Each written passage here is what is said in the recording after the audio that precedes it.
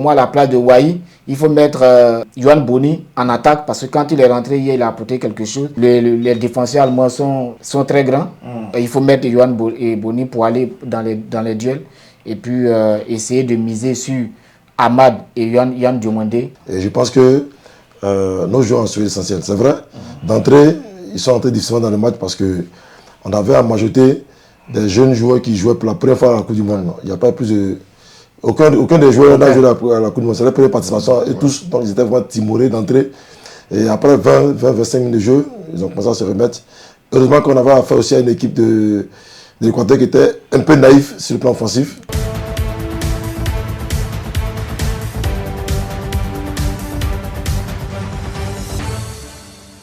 De l'Équateur, 1-0. Les éléphants de Côte d'Ivoire prennent 3 précieux points dans la course à la qualification pour un second tour historique à la Coupe du Monde.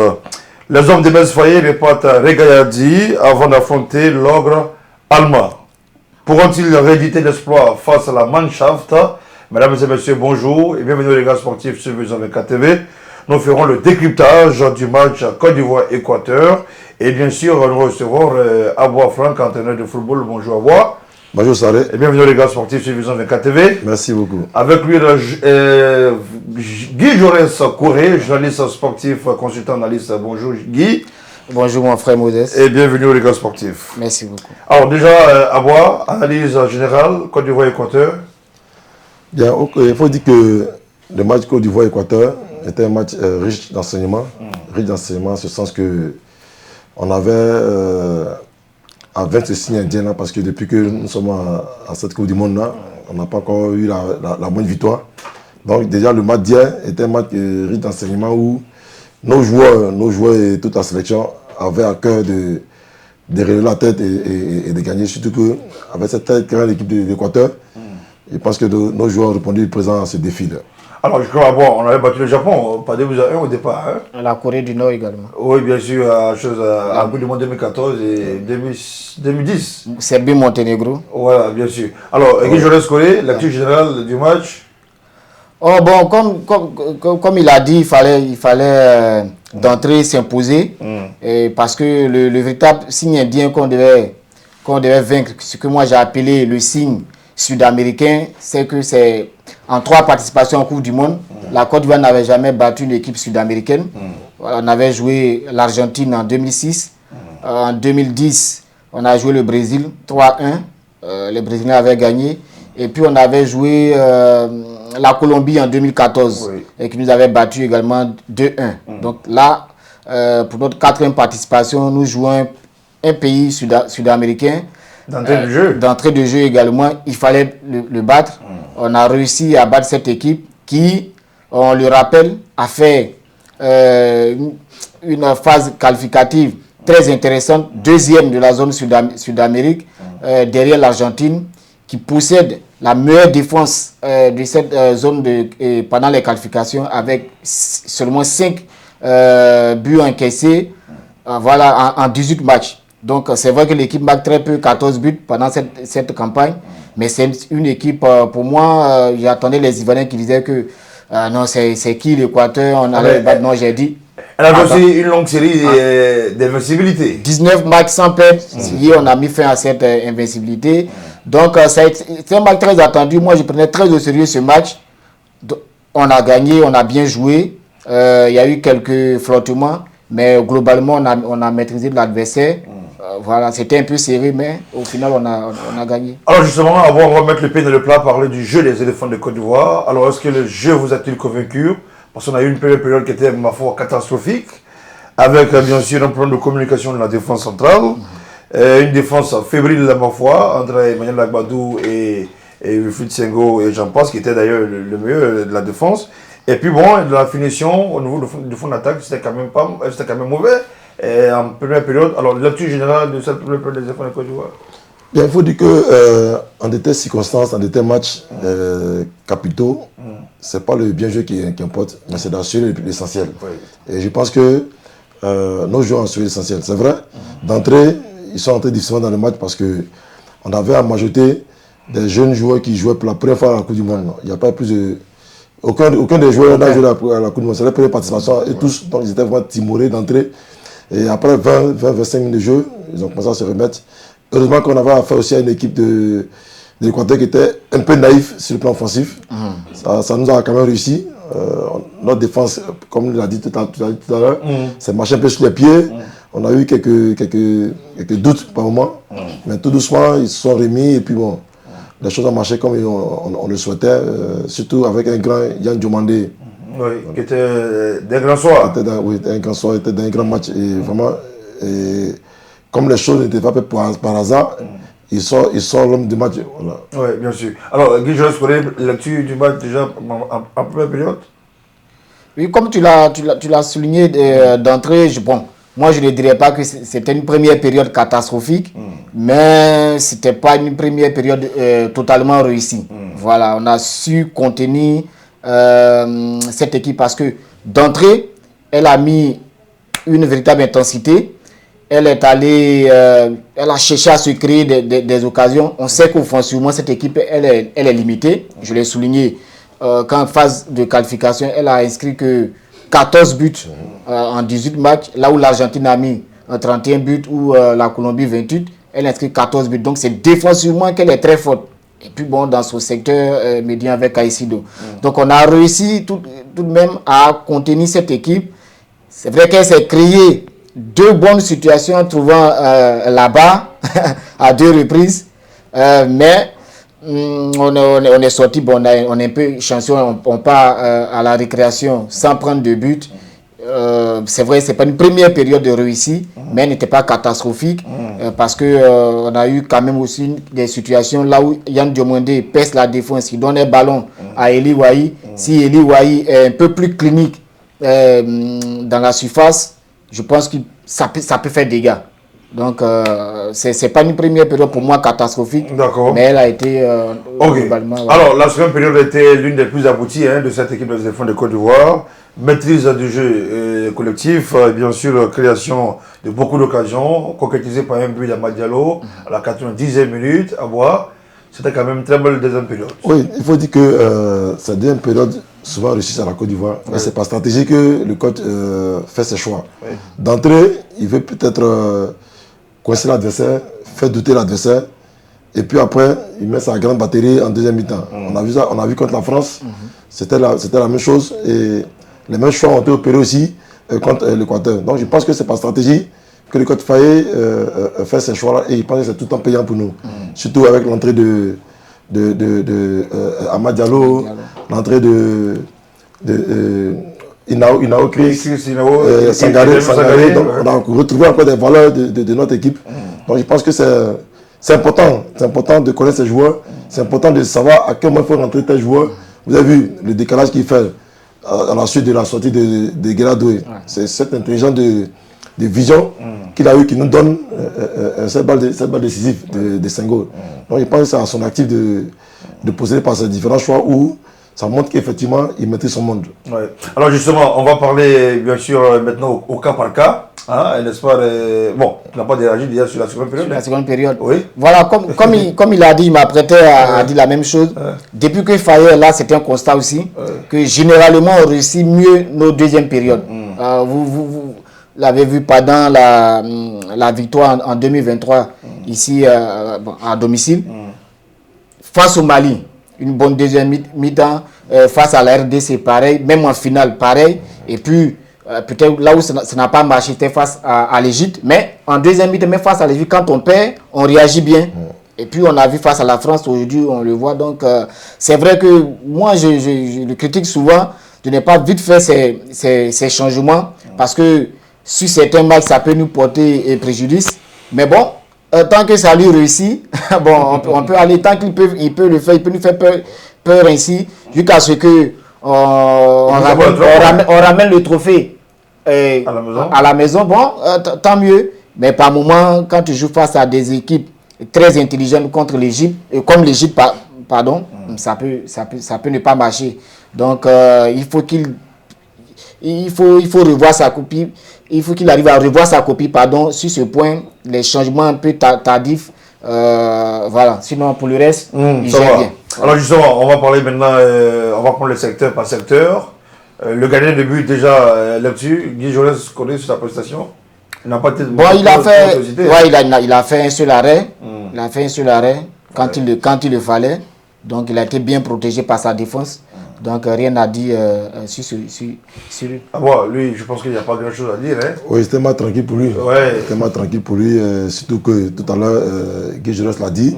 On a une équipe d'Équateur qui est beaucoup naïf sur le plan offensif. Donc du coup, il ne s'est pas mis pour trop de choses là-dedans. Ouais. Voilà. Alors, c'était mal tranquille. Alors justement, on va parler maintenant du secteur défensif, la charnière centrale, en partant par les latéraux. On avait Senghor, on avait Agbadou, on avait Gislain Konoye et de l'autre côté, Guela Doué. À voir, déjà là-dessus, sur l'homogénéité au sein de la défense centrale. Bon, d'abord, c'est une défense qui joue régulièrement ensemble. Ça fait sur 2-3 matchs, c'est le même quatuor qui joue. Donc pour moi, il y a certains automatiques qui sont nés de leur présence. Seulement que par moment, ils ont donné quelques frayeurs. Ce qui est logique parce que quand Senghor, habituellement en sélection, est latéral droit, et en club, il alterne entre le latéral droit et l'axe parce qu'il joue une défense à 3. Il a eu à développer quelques aptitudes sur le couloir. Donc c'est pour ça que par moment il s'est marché un peu avec Guela Doué. Par la suite, ils sont retrouvés, ils sont remis. J'ai eu un peu quelques pensements sur les différentes montées de Gislain Konoye où il n'a pas eu trop de meilleurs choix à faire. Il n'a pas pu trouver ses amis comme il devait même aller faire des centres. C'est une habitude avec lui. Voilà, donc ça fait qu'il ne sait pas si peut-être que c'était au milieu du terrain, qu'il ne lui donnait pas de poser des passes, parce qu'à plusieurs reprises, j'ai vu qu'il était en difficulté par rapport à son animation de jeu offensif. Ouais. Sinon, à part ça, la défense a joué quand même tranquille. La preuve, on n'a pas cassé les buts, donc voilà. Ouais. Jaurès, l'axe central. Oui, l'axe central, pour moi, bon, on va dire globalement, j'ai été satisfait, mais c'est vrai, d'entrée, j'avais un peu peur. Peur, parce que je le dis à Badou, moi, il me donne des frayeurs. Depuis qu'il a perdu sa place à Wolverhampton, il a commencé à décliner. Il fait des erreurs à chaque fois, des erreurs de concentration. Hier, il a fait une erreur.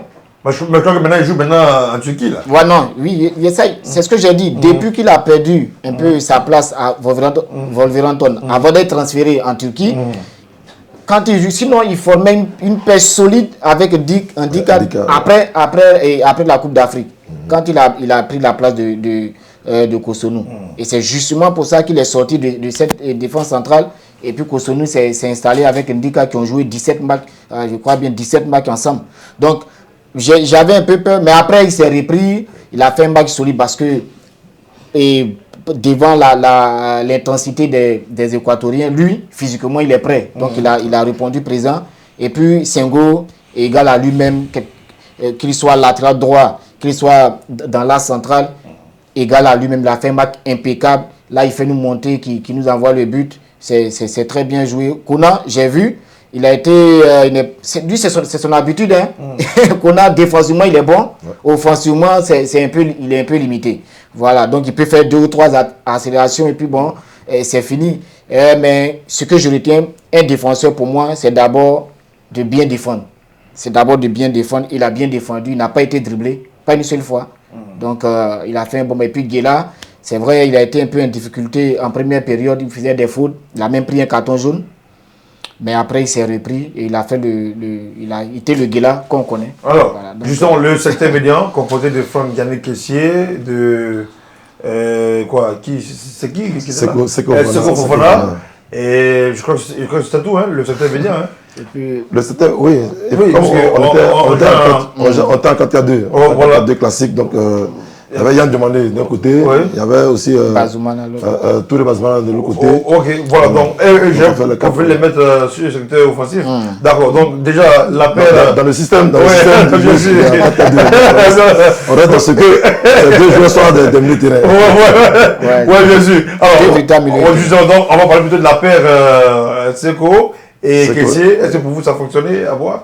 Pour moi, ça n'a pas trop fonctionné comme il se devait, parce qu'à un moment, on a senti un peu en dedans, ils n'étaient pas dans les meilleures dispositions pour se faire voir. Il y avait des moments où nos latéraux, tels que Guela Doué Et Gislain Kona n'arrivait pas à les trouver. Oui. Parce qu'ils n'étaient pas dans les meilleures courses possibles, dans les bons intervalles, dans les bonnes zones, pour qu'on puisse les trouver.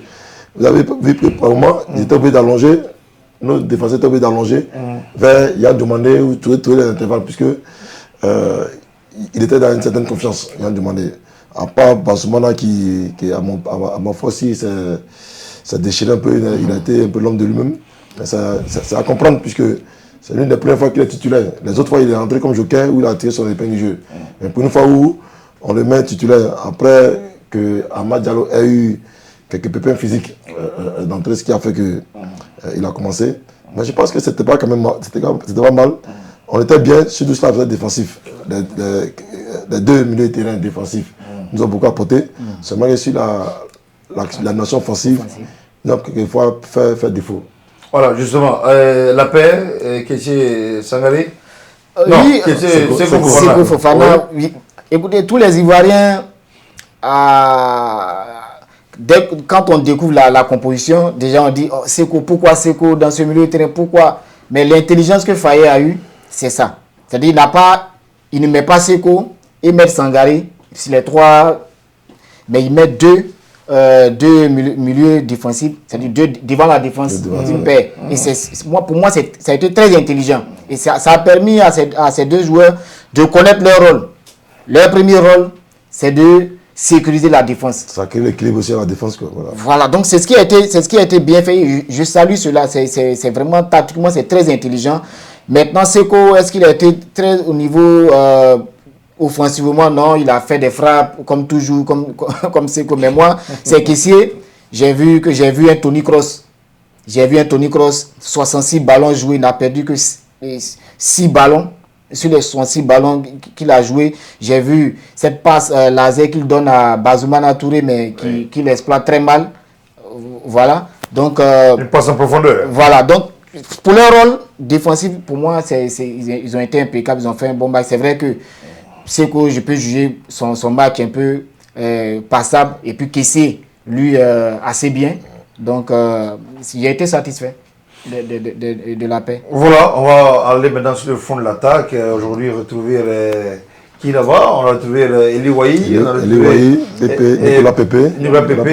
Et sur le côté, Bazo et Yann Diomandé. Yann Diomandé, lecture déjà à voir. Il faut dire que Yann Diomandé a quand même animé cette attaque-là parce que, moi je l'ai dit, c'est l'un de ses meilleurs matchs avec l'équipe nationale de Côte d'Ivoire. Yann Diomandé en Bundesliga, c'est un niveau encore plus élevé que ce que nous montre les autres fois.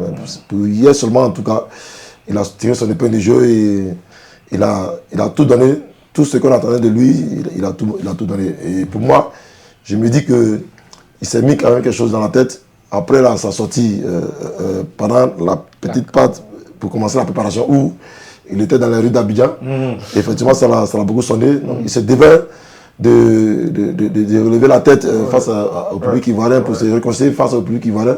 Donc pour moi, tous ces éléments ont permis qu'il soit le Yann Diomandé de la Bundesliga. Il y a aussi un transfert en vue, soit au PSG, soit à Liverpool. Voilà. Donc du coup, il fallait que se libère, il s'est libéré, je suis heureux pour lui. Et quant à Touré Bazoumana, comme j'avais dit tout à l'heure, il était dans les meilleures dispositions. Et comme on lui sait de quelqu'un de très rapide et futé offensivement, malheureusement, il a eu une ou deux occasions qu'il n'a pas su exploiter comme il se devait. Malgré ça, quand même, c'est quand même bon à prendre, surtout que sa première titularisation avec l'équipe de Côte d'Ivoire. Quant à Eli Wahi, bon, il n'a pas été à la hauteur de nos attentes. Il n'a pas été à la hauteur de nos attentes, mais quand même, il a eu à peser sur la défense. Il a eu une barre transversale, et puis après quelques actions combinées, malheureusement, qui n'ont pas donné grand chose. C'est pas rejeté. Nicolas Pépé aussi était dans un bon jour. Comme ce qu'il s'est fait d'habitude, il allie entre les tâches offensives et les tâches défensives. Et même l'animation dans le milieu de terrain. Il anime aussi comme il le fait bien. D'ailleurs, quand Amad Diallo est rentré, ça lui a donné une certaine liberté pour pouvoir toucher ses amis. Parce que l'attaque, l'animation offensive était quand même intéressante. Guijores? Oui, c'est le même constat. J'ai vu que offensivement, c'est vrai qu'en première période, on l'a souligné d'entrée, c'était un peu difficile. Mais bon, Yann Diomandé, lui, là, il a fait son match. Je ne dirais même pas que c'est l'un de ses meilleurs matchs. C'est son meilleur match depuis qu'il est là. C'est son meilleur match. Après, on sait de ce qu'on a entendu, ce qui s'est passé à la CAN. Ça a dû le perturber, ces histoires d'agence et autres. Ça a dû le perturber. Donc, il a complètement raté sa CAN. Et là, il se reprend parce que il y a un transfert en vue. Liverpool le veut. Le PSG serait également sur la piste. Donc, il se libère, il se dit. Et puis, déjà, son patron, Jay-Z, était présent. Donc, là, il était libéré, il a joué son match. Pour moi, j'aurais préféré qu'il bascule à un moment donné à gauche. Parce que lui, il est le seul attaquant qui percute, on l'a vu, qui va dribbler. Donc, s'il jouait sur le côté gauche, pour moi, il pouvait repiquer et puis libérer des frappes. Parce que personne ne frappait, à part Seko dans le milieu qui frappait comme il voulait. Donc, mais là, il driblait, il passait le ballon, il a donné un bon ballon à Eli Wahi qui n'a pas su l'exploiter. Et c'est ce que je reproche à Eli Wahi. Et je crois que c'est ce que plusieurs Ivoiriens reprochent à Eli Wahi. C'est d'être bon là où il faut. Dans la surface, il n'est pas bon. Sinon, il va chercher le ballon, il décroche. Et puis, par moment, il se libère trop vite du ballon. Il aime jouer facilement en 1-2. Il faut souvent garder le ballon pour trouver quelqu'un. Et puis, Bazoumana, pour moi, peut-être défensivement, il a aidé, mais offensivement, comme je l'ai dit, ce ballon que Kessie envoie, il peut mieux négocier ce ballon, l'arrêter, peut-être répiquer, donner ou frapper. Voilà. Mais pour moi, quand je vois Godot dans ce match à ce poste-là, il aurait mieux fait offensivement que et Bazoumana. Maintenant, Nicolas Pepe, je voulais voir vraiment ce qu'il allait encore apporter dans ce rôle et j'ai été satisfait. Offensivement, défensivement, il venait récupérer le ballon, il jouait. C'est vrai qu'offensivement, quand il récupérait aussi, il n'était pas trop vu offensivement, mais il a quand même fait des choses intéressantes. Et puis bon, les deux, le Amad qui rentre et qui marque ce but, bon, lui c'est le facteur X de cette équipe, c'est le meilleur attaquant, on va le dire depuis qu'il est de retour en sélection. Alors justement, nous avons fini de décortiquer ce match Côte d'Ivoire-Équateur. On va faire en même temps un mot de fin pour se projeter sur Côte d'Ivoire-Allemagne, à voir comment aborder l'équipe allemande pour prendre encore les 3 points, si possible. J'ai écouté le discours du coach après match, en fait sa conférence après match, il dit qu'on est dans une bonne confiance pour aller chercher les 3 points contre l'Allemagne. Puisque l'objectif, c'est de chercher la première place de sa conférence de presse. Et là, j'ai trouvé ça osé, et c'est ça. Un entraîneur, par moment, il faut qu'il se fasse confiance, il faut qu'il mette tout le monde en confiance. Et j'ai aimé ce discours-là. Alors, de tels matchs, il ne faut pas tout de suite se jeter dans l'abordage. Il faut être posé, il faut être tranquille, il faut s'observer pendant une certaine période et exploiter les moindres failles. Parce que nous avons une très forte attaque qui sont très intéressantes dans les transitions offensives. Et à plusieurs matchs, on a été plusieurs fois dangereux. Donc du coup, on devrait aborder ce match de la façon dont on a pu aborder le match contre la France. Mais pas trop respecter l'adversaire. Voilà. Parce que si on respecte trop l'adversaire, après on va commencer à être dans le doute, on ne sera pas dans notre intelligence de jeu pour pouvoir imposer notre type de jeu sur l'adversaire. Quoi qu'on dise, on allait jouer pour imposer le jeu à cette équipe de l'Allemagne. Mais il suffit seulement de se faire confiance, il suffit tranquillement de réussir tout ce qu'on a comme ballon et puis être patient. Surtout cet aspect défensif, n'est pas aussi se jeter. S'il faut défendre un bloc médian, on va défendre un bloc médian et puis fermer tous les intervalles que la défense pourrait laisser. Voilà justement, Côte d'Ivoire-Allemagne, comment on l'a abordé, Corée? Bon, je pense que ça va être a priori un match ouvert parce que c'est 2 équipes qui aiment jouer. Il ne faut pas trop respecter l'Allemagne. C'est vrai qu'elle a mis un 7-1 à cette équipe de Curaçao.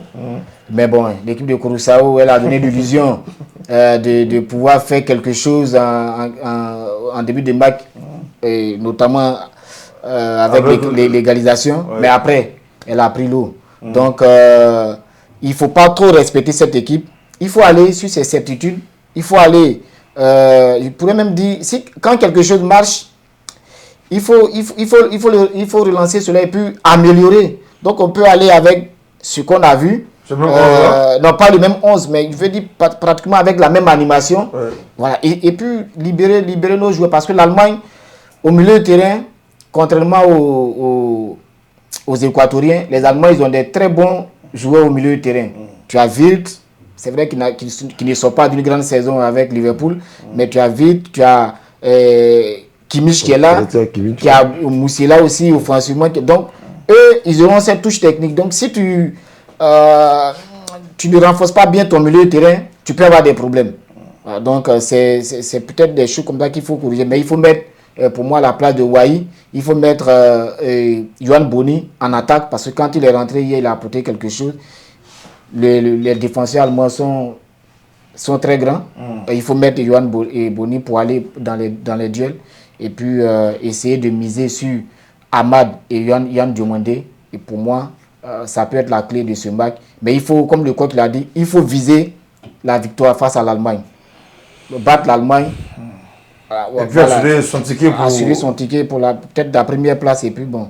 Pour le second tour. Voilà, pour un second tour. Donc, voilà, merci à vous d'avoir répondu à notre invitation. Nous faisons à l'instant le décryptage Côte d'Ivoire-Équateur. Et en même temps, la projection sur le match Côte d'Ivoire-Allemagne prévu pour le jeudi prochain. Merci à vous d'être passé et répondre à notre invitation. Merci à vous de nous avoir suivis, chers internautes. D'ici là, portez-vous bien et à la semaine prochaine.